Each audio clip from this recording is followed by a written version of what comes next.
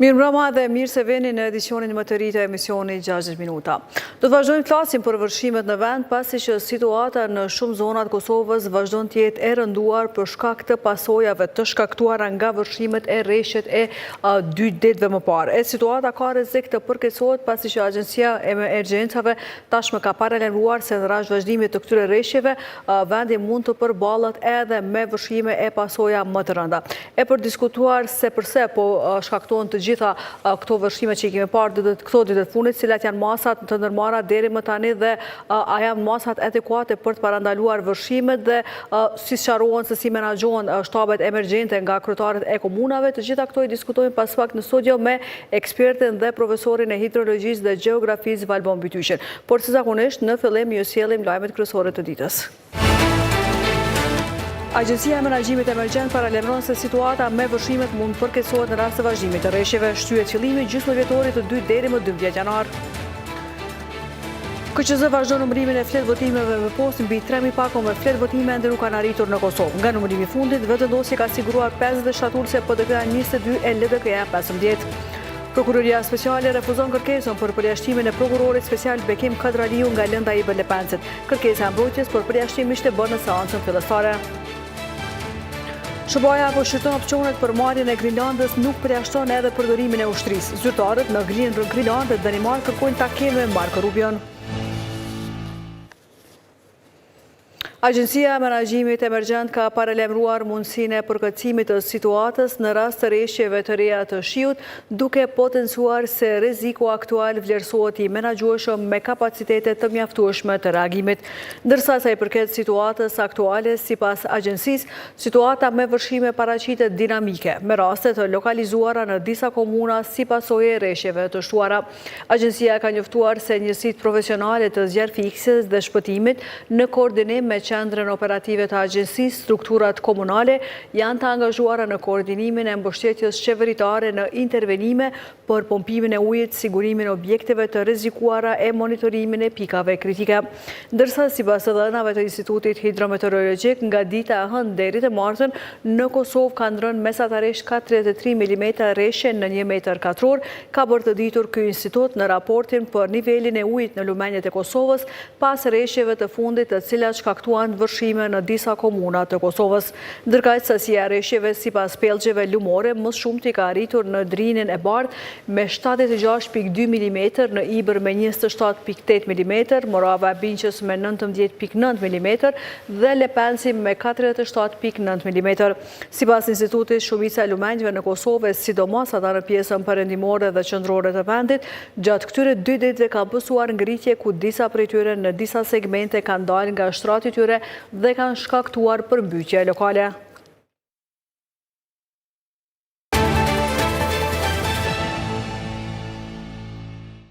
E për shkak të rreshjeve dhe kushteve të vështirësuara në disa zona, është hyrë fillimi procesit mësimor për gjysmëvjetorin e 2 deri më 12 janar në të gjitha komunat e Kosovës. Ministri i Arsimit ka njoftuar se nga informacionet nga tereni është konstatuar se fillimi procesit mësimor i parapar për të enjtën është i pamundur. Si pasojë e vërshimeve dhe situatës së rënduar në shumicën e komunave, si dhe qarkullimit të vështirësuar për shkak të rreshjeve të vazhdueshme, të cilat sipas Institutit Hidrometeorologjik pritet të vazhdojnë edhe në ditët në vijim, duke shkaktuar vërshime lokale, vështirësinë në lokacion, në komunikacion e probleme në sistemet e kanalizimit dhe pengesat në trafik. Ministria ka marrë vendim që pushimin dimror të vazhdojë edhe për 2 ditë në nivel vendi, përkatësisht më 8 dhe më 9 janar thuhet në vendimin e ministrisë. Megjithatë, në njoftim thuhet se këto 2 ditë do të zëvendësohen.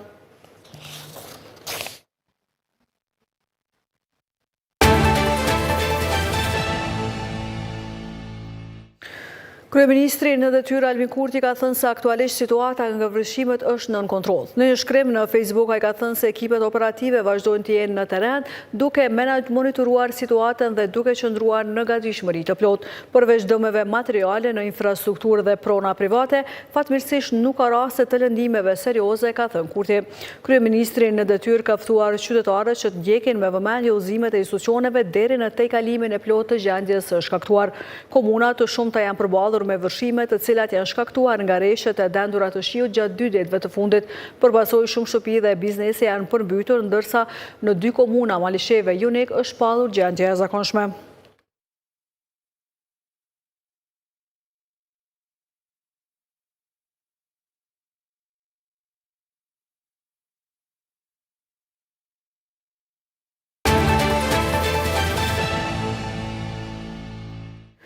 Kompania rajonale ujësjellësit Mitrovica ka njoftuar se vazhdon të ketë ndërprerje të ujit për shkak të nivelit të turbullirës në kanalin e Ibër-Lepencit. Në njoftim bëhet thirrje që të mos përdoret përpije uji që eventualisht mund të arrijë në rrjet. Apeli është bërë pasi niveli i turbullirës në kanal vazhdon të jetë mbi kufijtë e lejuar pas vërshimeve në 2 ditët e fundit. Në njoftim thuhet se ekipet përkatëse janë duke monitoruar situatën, ndërsa qytetarët do të informohen me kohë sapo të krijohen kushtet për përdorimin e sigurt të ujit përpije.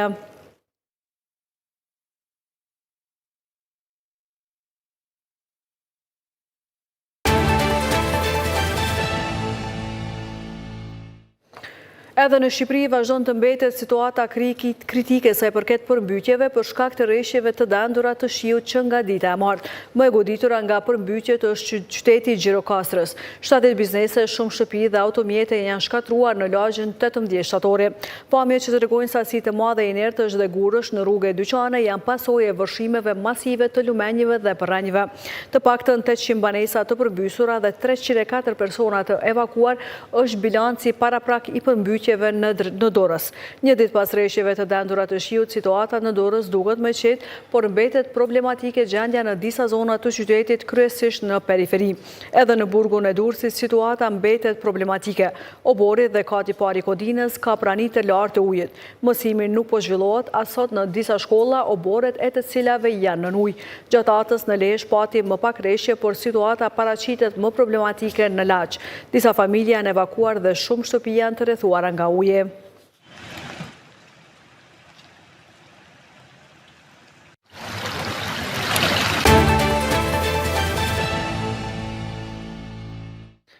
Edicionin e vazhdojmë me informacionet të tjera, ku Komisioni Qendror i Zgjedhjeve ka bërë të ditur se procesi i numërimit të votave me postë është drejt përfundimit, ndërsa ende nuk janë sjellë në Kosovë 3185 pako me fletë votime nga disa qendra jashtë vendit.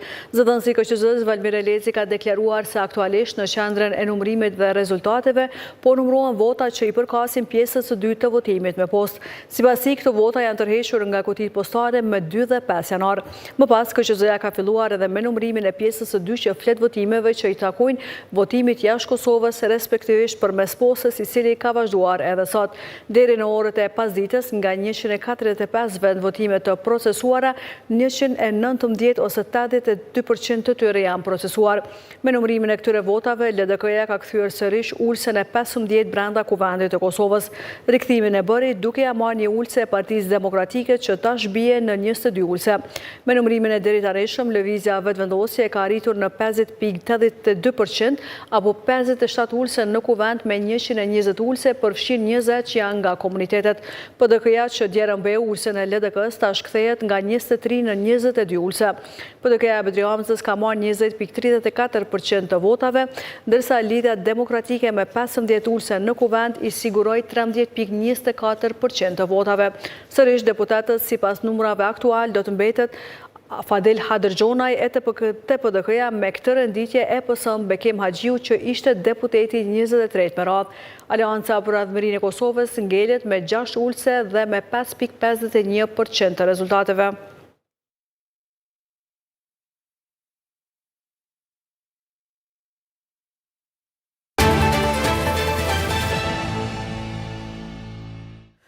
Kryeprokurori i Prokurorisë Speciale Blerimi Sufa e ka refuzuar kërkesën e mbrojtjes për përjashtimin e prokurorit special Bekim Kodraliu nga lënda për shpërthimin në kanalin e Ibër-Lepencit në Zubin Potok. Prokuroria Speciale ka njoftuar se kërkesa e mbrojtjes për përjashtimin e prokurorit special nga rasti penal në fjalë është refuzuar, ka thënë Arnora Luta, zëdhënëse e Prokurorisë Speciale në një deklaratë për vetimin për drejtësi. Më 24 dhjetor seanca e shqyrtimit fillestar ndaj Jovan dhe Dragisha Vicentević si të akuzuar për kryerje të veprës terroriste, si dhe Igor Dimović si të akuzuar për posedim të paautorizuar të armëve, ishte shtyrë për shkak se mbrojtësi i Jova Vicentevićit pati njoftuar se ka bërë kërkesë në prokurorinë speciale për përjashtim nga rasti i prokurorit Kodraliu.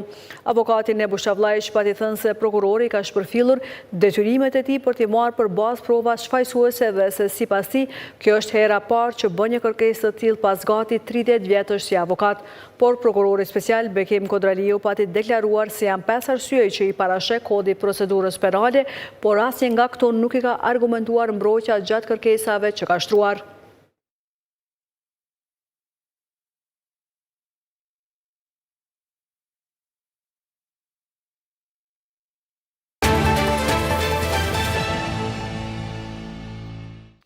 E pas zhvillimeve vendore tani në shkua për lajme ndërkombëtare dhe në vazhdim ndjekim lajmin kryesor të botës dhe rikthehemi në studio me intervistën. Presidenti i Shteteve të Bashkuara të Amerikës Donald Trump ka shqyrtuar një sër mundësish për të marrë Grenlandën, përfshirë edhe përdorimin e ushtrisë, ka njoftuar Shtëpia e Bardhë. Sipas njoftimit, marrja e Grenlandës, rajon gjys autonom i Danimarkës, e cila është anëtare e NATO-s, është prioritet i sigurisë kombëtare për SBA-n. Presidenti dhe ekipi i tij janë duke diskutuar një gamë mundësish për ta ndjekur këtë qëllim të rëndësishëm të politikës së jashtme dhe sigurisht që përdorimi i ushtrisë amerikane është gjithmonë një mundësi që është në dispozicion të komandantit të përgjithshëm. Pas njoftimit të Shtëpisë së Bardhë, zyrtar nga Grenlanda dhe Danimarka kanë kërkuar të takohen me sekretarin amerikan të shtetit Marco Rubio për të diskutuar pretendimet për ishullin. Sipas ministrit të jashtëm danez Lars Løkke Rasmussen, një takim i tillë me diplomatin më të lartë amerikan do të ndihmojë në zgjidhjen, siç e tha, të keqkuptimeve të caktuara. Aleatët evropian u rreshtuan në mbështetje të Danimarkës pas insistimit të përsëritur të SBA-s se duhet të ketë kontroll mbi Grenlandën. Ministri i jashtëm i Francës Jean-Noël Barrot tha të mërkurën se kjo çështje do të diskutohet në një takim me ministrat e jashtëm të Gjermanisë dhe Polonisë. Barrot bëri të ditur se ka zhvilluar edhe bisedë telefonike me Rubion, i cili sipas tij hodhi poshtë idenë e një operacioni në Grenland të ngjashëm me atë të Venezuelës. Në Shtetet e Bashkuara ka mbështetje shumë të madhe për NATO-n, por kjo mund të rrezikohet menjëherë nëse SBA-ja do të kryente ndonjë formë agresioni ndaj ndonjë vendi tjetër antar të NATO-s.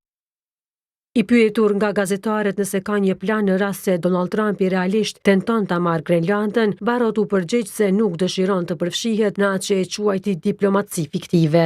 Çështja e Grenlandës është rikthyer në vëmendje pas ndërhyrjes të SBA-s në Venezuelë, gjatë së cilës forca elitare amerikane e kapën presidentin Nicolas Maduro dhe e dërguan në New York për të përballur me akuza për drogë. Një ditë pas këtij operacioni, Katie Miller, bashkëshortja e njërit prej këshilltarëve të lartë të Trumpit, publikoi në rrjete sociale një hartë të Grenlandës të ngjyrosur me ngjyrat e flamurit amerikan, shoqëruar me fjalën sun që në shqip nënkupton së shpejti.